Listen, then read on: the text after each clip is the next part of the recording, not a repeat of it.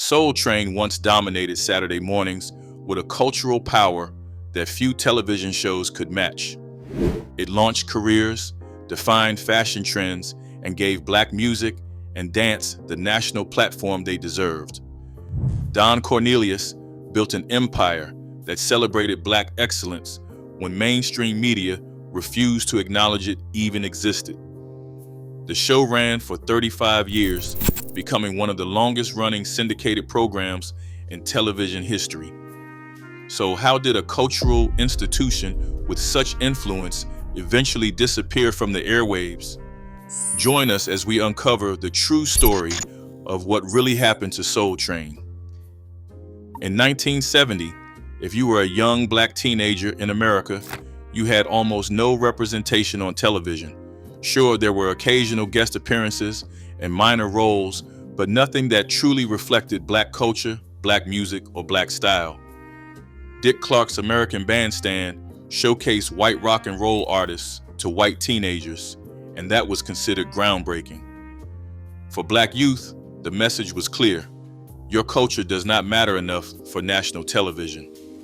Don Cornelius refused to accept that reality.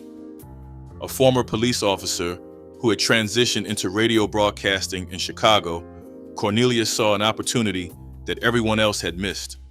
Black music was selling millions of records. Artists like James Brown, The Temptations, and Aretha Franklin dominated the charts. Yet there was no television program dedicated to showcasing this music and the young people who loved it. With just $1,500 borrowed from a local loan company, Cornelius decided to create the show himself. On August 17, 1970, Soul Train premiered on WCIU-TV, a small local station in Chicago. The budget was minimal, the set was basic, and nobody outside Chicago knew it existed. But something magical happened from that very first episode. Black teenagers finally saw themselves reflected on television, dancing to the music they loved, wearing the clothes they actually wore, and celebrating their culture without apology or explanation. The response was immediate and overwhelming. Within weeks, Soul Train became must-see television for Chicago's black community. What made the show work was Cornelius himself. Dressed impeccably in three-piece suits, speaking with careful articulation, he projected an image of black sophistication that shattered stereotypes. His smooth baritone voice and cool demeanor became legendary. When he signed off with love, peace, and soul, it was not just a catchphrase, it was a statement of purpose. This was not entertainment for entertainment's sake. This was cultural validation, pride, and representation all rolled into one Saturday morning program. The local success caught the attention of George Johnson, founder of Johnson Products Company. Johnson's company made ultra sheen hair products specifically for black consumers, and he was looking for ways to reach young black audiences who had money to spend but were ignored by mainstream advertisers. Sponsoring Soul Train seemed like a perfect opportunity. In 1971, Johnson agreed to back the show financially, giving Cornelius the resources he needed to make a bold move. Soul Train relocated to Los Angeles and entered syndication, a decision that would prove revolutionary. Rather than trying to sell the show to ABC, NBC, or CBS, networks that had shown no interest in black programming, Cornelius went directly to local television stations across the country. He negotiated deals station by station, building a distribution network that bypassed the traditional gatekeepers who had ignored his vision. This approach was unheard of for a show hosted by and targeted at black audiences. It required more work, more hustle, and more faith than taking a network deal. But it gave Cornelius something invaluable: creative control. By 1972, Soul Train was broadcasting in dozens of markets across America. Black teenagers from New York to Atlanta to Detroit could finally see themselves represented on national television. The show was not trying to appeal to white audiences or water down black culture for mainstream consumption. It was unapologetically black, and that authenticity resonated powerfully with viewers who had been starved for representation. The formula remained simple. Teenagers danced to soul and R&B hits while musical guests performed. But the execution was anything but simple. The 1970s represented Soul Train's absolute peak, a time when the show became essential viewing for millions of families every Saturday morning. Don Cornelius booked the biggest names in black music, artists who were selling out arenas and topping the charts. The Jackson 5 appeared multiple times, with young Michael Jackson's performances becoming legendary. Acts like Marvin Gaye, Aretha Franklin, Stevie Wonder, Earth, Wind and Fire, and Parliament Funkadelic all appeared. Every major soul, funk, and R&B artist made the pilgrimage to the Soul Train stage because they knew it connected them directly to their core audience. But the real stars of Soul Train were not always the musical guests. The dancers became cultural icons in their own right. Teenagers across America watched every week to see the latest moves, the freshest fashions, and the most creative expressions of black style and culture. Demita Jo Freeman became famous for her smooth moves and elegant presence. Tyrone Proctor's athleticism and innovation influenced an entire generation of dancers. Jeffrey Daniel, who would later join the group Shalimar, pioneered moves that would eventually be copied by Michael Jackson and others. These were not professional choreographers. They were talented kids from Los Angeles who got the chance to showcase their gifts on national television. The Soul Train line became one of television's most iconic segments. Dancers formed two lines, and individuals or couples would take their turn dancing down the middle, showing off their best moves while everyone watched and cheered. It was pure, unfiltered creativity and self-expression. No scripts, no rehearsals, just young people being themselves and celebrating their culture. The segment captures something beautiful, the joy and freedom of black youth culture in a way that had never been shown on television before. Fashion was just as important as the music and dance. Soul Train became a weekly fashion show that influenced how an entire generation dressed. Platform shoes, bell-bottoms, afros, dashikis, hot pants, velvet suits. Whatever the Soul Train dancers wore on Saturday would show up in schools and neighborhoods across America the following week. Designers and clothing manufacturers paid close attention because they understood that Soul Train set trends rather than following them. What most viewers did not realize was that Don Cornelius was building something bigger than a television show. He was creating a business empire. The syndication model he pioneered proved incredibly lucrative. Rather than receiving a fixed payment from a network, Cornelius retained ownership of Soul Train and licensed it to local stations. This meant he controlled the content, made the creative decisions, and kept the majority of the profits. For a black entrepreneur in the 1970s, this level of ownership and control was virtually unheard of. Corporate America started paying attention to Soul Train's young, urban audience. Companies that had ignored or underestimated black consumers suddenly wanted advertising slots during the show. Cornelius negotiated these deals himself, refusing to let anyone dictate the show's content or direction in exchange for money. Johnson Products remained the primary sponsor for years, but other companies joined, recognizing the purchasing power of Soul Train's loyal viewers. The show was making money, and Cornelius was ensuring that he, not some network executive, controlled where that money went. In 1987, Cornelius expanded the brand by creating the Soul Train Music Awards. The Grammys and the American Music Awards often ignored or marginalized black artists, giving them token recognition while lavishing awards on white performers. The Soul Train Awards corrected that imbalance, celebrating R&B, soul, hip-hop, and gospel music with the respect they deserved. The awards show became a major annual event, attracting sponsors and generating revenue while staying true to its mission of honoring Black musical excellence. Soul Train Records released compilation albums featuring artists who had appeared on the show, creating another revenue stream. Concert tours brought the Soul Train experience to live audiences who wanted more than what they could get from their television screens. By the 1980s, the Soul Train brand was worth millions of dollars, proof that Black culture could be commercially successful without compromising its authenticity. As musical tastes evolved, Soul Train evolved with them.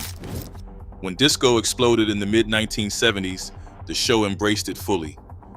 Donna Summer, the Village People, and Chic all performed on Soul Train, their funk-influenced disco hits perfectly suited to the show's energy. When hip-hop emerged from the Bronx and spread across America in the early 1980s, Cornelius recognized that this was not just a fad, this was the future of Black music. Run DMC appeared on Soul Train in 1984, bringing their hard-hitting beats and streetwise style to a national television audience. LL Cool J, still a teenager, performed on the show and connected with viewers who saw themselves in his youthful energy and confidence. Public Enemy brought political consciousness and revolutionary rhetoric to the Soul Train stage, proving that the show could handle controversy and substance along with entertainment. The dancers incorporated breakdancing, popping, and locking into their performances, keeping Soul Train fresh and relevant for a new generation. This willingness to adapt kept Soul Train on the air when other music programs from the 1970s disappeared. The show maintained its core identity while embracing new sounds and styles, creating a bridge between generations of Black music fans. Parents who had watched Soul Train as teenagers now watched with their own children, creating a shared cultural experience that strengthened the show's multi-generational appeal. However, the television landscape was changing in ways that would eventually threaten Soul Train's dominance. MTV launched in 1981, offering 24-hour music videos that gave teenagers constant access to their favorite artists. Black entertainment television debuted in 1980, providing competition specifically targeted at Black audiences. Shows like Video Soul and Rap City offered the same kind of content Soul Train had pioneered, but with the advantage of cable distribution and round-the-clock programming. The 1990s brought challenges that would test Soul Train's ability to survive. Music videos had fundamentally changed how young people discovered and consumed music. Why wait until Saturday morning to see your favorite artist when you could watch their video anytime on MTV or BET? The scarcity that had made Soul Train appointment television in the 1970s no longer existed. Teenagers had options, and many chose to get their music fix elsewhere. Don Cornelius recognized the threat and tried to modernize Soul Train. The set received updates with more contemporary designs and lighting. The show booked more hip-hop and contemporary R&B artists to appeal to younger viewers who might not care about the classic soul acts that had built the show's reputation. New segments were added, attempting to keep the format fresh after 2 decades on the air. But these changes could not address the fundamental problem. The way people consume media had changed, and Soul Train's traditional format felt increasingly outdated. Behind the scenes, Cornelius faced personal pressures that affected his ability to guide the show. After 22 years as host, he was exhausted from the relentless grind of producing weekly television.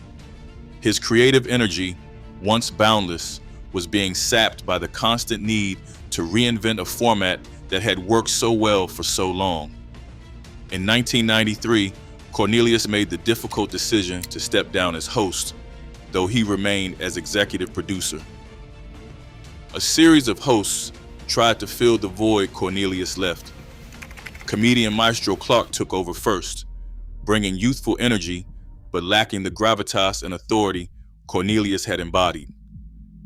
Actor Shamar Moore followed, then Dorian Gregory, then Chris Spencer. Each brought their own style and personality, but none could replicate what made Cornelius special. He had been the show's soul, its voice, its identity. Without him in front of the camera, Soul Train lost something essential that could not be recovered. By the early 2000s, Soul Train was struggling to maintain relevance in a media landscape that had moved on. The show's ratings declined steadily as younger viewers chose other options for music and entertainment. Television stations started moving Soul Train to less desirable time slots, early Sunday mornings or late Saturday nights, treating it as legacy programming they were obligated to carry rather than a must-see attraction. Production became sporadic, with episodes airing irregularly and often featuring reruns from the show's glory days. The music industry was also changing in ways that hurt Soul Train. Artists and labels now prioritize music videos and radio promotion over television appearances. Getting top-tier talent became increasingly difficult as major artists had more options for reaching audiences and saw less value in appearing on a syndicated dance show. The younger generation of R&B and hip-hop stars did not have the same reverence for Soul Train that their predecessors had.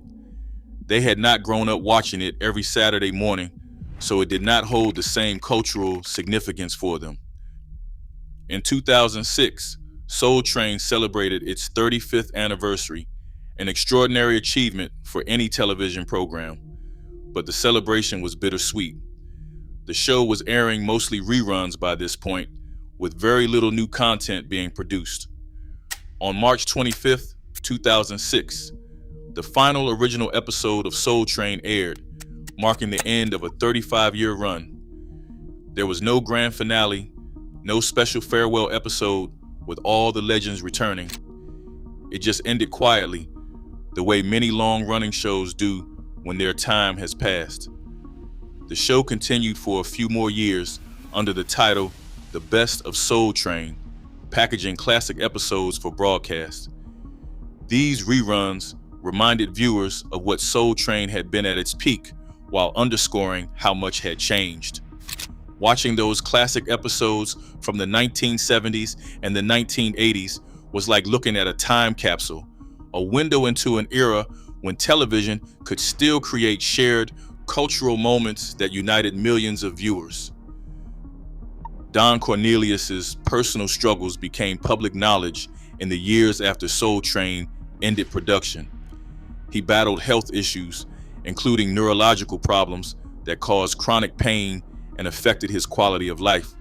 Friends reported that he was not the same vibrant, energetic person who had built Soul Train into a cultural institution.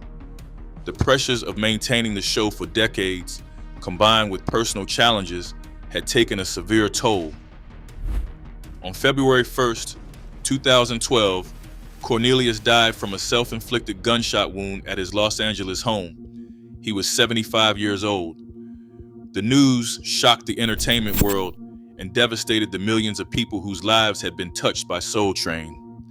Tributes poured in from artists, dancers, and fans who recognized that Cornelius had given them something irreplaceable, a platform, a voice, and validation of their cultural worth. The tragedy of Cornelius's death cast a shadow over Soul Train's legacy, but it also reminded people of the immense pressure he had carried.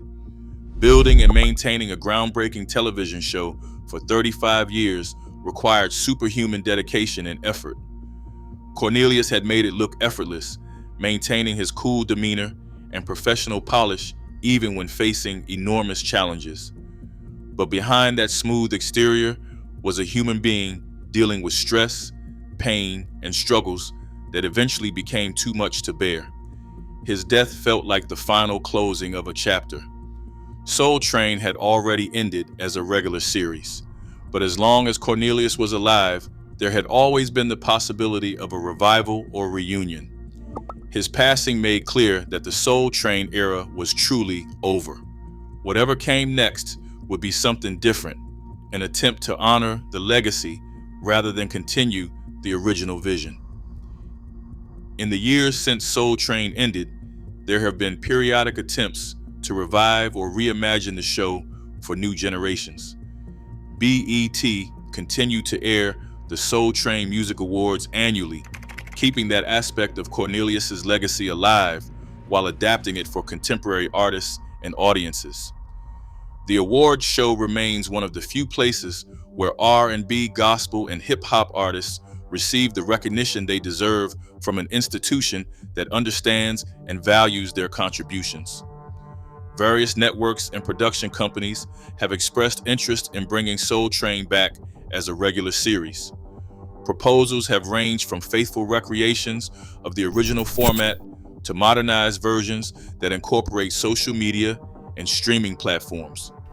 However, these efforts have consistently faced the same fundamental challenge. How do you create appointment television in an on-demand era? Why would young people tune in at a specific time to watch a dance show when they can access unlimited music and dance content anytime through YouTube, TikTok, and streaming services? The Soul Train brand itself has changed hands multiple times since Cornelius's death. In 2008, he sold the Soul Train archives and trademarks to a company for an undisclosed sum. These assets have since been resold and licensed for various projects, from compilation releases to documentary projects. The Soul Train name still carries cultural weight and commercial value, but without Cornelius guiding it, the brand feels untethered from its original purpose and vision. Some independent Soul Train franchises have attempted to recreate the experience at live events, hosting Soul Train themed parties and concerts that evoke the show's aesthetic and energy. These tributes are well-intentioned and often successful at capturing the nostalgia and joy associated with Soul Train, but they are ultimately recreations of the past rather than something new and vital. The magic of Soul Train was that it documented what was happening in Black music and culture in real time. Attempts to recreate it inevitably feel like costume parties, fun but not essential. Soul Train's true legacy lies not in attempts to revive it, but in what it accomplished during its 35-year run. The show served as a cultural archive, preserving 3 decades of Black music, fashion, and dance in a way that no other program did. Researchers and historians now study Soul Train episodes to understand how Black culture evolved and influenced mainstream America during crucial decades of social change. Performances that might have been lost to history were captured on Soul Train and now exist as permanent records of artistic achievement. The show's impact on dance culture cannot be overstated. Moves that originated on Soul Train, like the robot and the backslide, became mainstream sensations when adopted by major artists. Michael Jackson famously learned moves from Soul Train dancers, including Jeffrey Daniel, incorporating them into his own legendary performances. Music videos and movies continue to reference Soul Train's aesthetic, recognizing it as the visual touchstone for an entire era of Black culture. Soul Train also demonstrated that Black-focused programming could succeed commercially without compromising its authenticity. Don Cornelius proved that Black culture was not a niche market, but a powerful force that could drive ratings, attract advertisers, and build profitable businesses. This lesson paved the way for BET, TV1, and countless other media ventures that specifically target Black audiences. Cornelius's business model, syndication combined with retained ownership, showed Black entrepreneurs how to build and control their own media properties rather than ceding power to corporate conglomerates. The emphasis on ownership changed how people thought about media and representation. For the millions of Black Americans who grew up watching Soul Train, the show was more than entertainment. It was validation, a weekly reminder that their culture, their music, and their style mattered. In an era when television largely ignored or stereotyped Black people, Soul Train offered dignified, celebratory representation. It created shared experiences that strengthened families and communities, giving parents and children something to watch together and discuss afterward. The question of whether Soul Train could exist today has a complicated answer. On the surface, creating a similar show would be easier now than it was in 1970. Technology has democratized media production and distribution, allowing anyone with a camera and internet connection to reach global audiences. Social media provides instant feedback and promotion that Cornelius could never have imagined. The barriers that once made national television distribution difficult have completely disappeared. However, the fragmentation of audiences makes it nearly impossible to achieve the cultural penetration Soul Train once enjoyed. In the 1970s, options were limited. If you wanted to see Black music and dance on television, Soul Train was essentially your only choice. That scarcity created appointment viewing and cultural events that brought millions of people together simultaneously. Today's media landscape offers unlimited choices and infinite variety. No single program can unite audiences the way Soul Train did, because viewers' attention is scattered across hundreds of platforms and thousands of options. What made Soul Train special was not just its content, but its context. It existed at a specific moment in American history when Black culture was asserting its place in the mainstream while fighting for recognition and respect. The show served a purpose beyond entertainment, providing representation and validation that Black audiences desperately needed and could not find elsewhere. Today, Black artists and creators have unprecedented access to audiences through streaming platforms, social media, and traditional media that has become more inclusive. The need that Soul Train filled no longer exists in the same urgent way. The business model that allowed Cornelius to maintain creative control and build wealth has also evolved in ways that make replication difficult. Syndication was revolutionary in 1971, but today's media landscape is dominated by streaming services and corporate consolidation that leave little room for independent operators. Building a media empire requires navigating algorithms, platform politics, and business models that often exploit creators rather than empowering them. Cornelius's vision of Black ownership and control remains relevant, perhaps more so than ever, but achieving it requires different strategies and different battles. Soul Train's story is ultimately one of cultural triumph and natural evolution. Don Cornelius created something that transcended television, building a platform that elevated Black culture and influenced American society in profound ways. The show ran for 35 years, launched countless careers, preserved musical history, and gave generations of Black Americans something they had been denied: representation, validation, and celebration of their culture. The show's decline was not a failure, but the natural consequence of a changing media landscape and shifting cultural dynamics. Soul Train belonged to a specific era when television could serve as the primary connection between communities and their cultural expressions.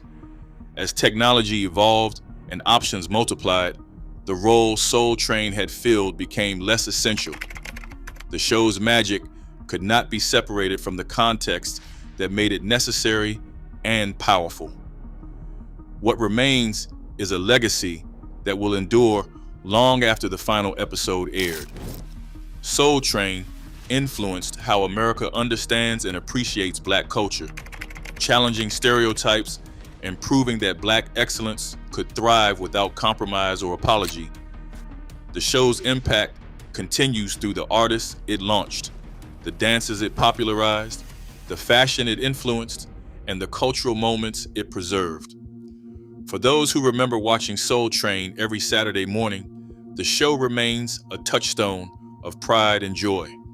For younger generations, discovering it through clips and compilations, Soul Train offers a window into a time when Black culture was asserting its power and claiming its rightful place in American entertainment.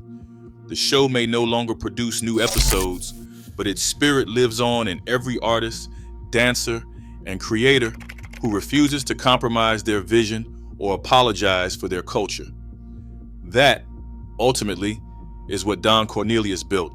Not just a television show, but a blueprint for Black excellence that continues to inspire long after the music stopped and the cameras turned off.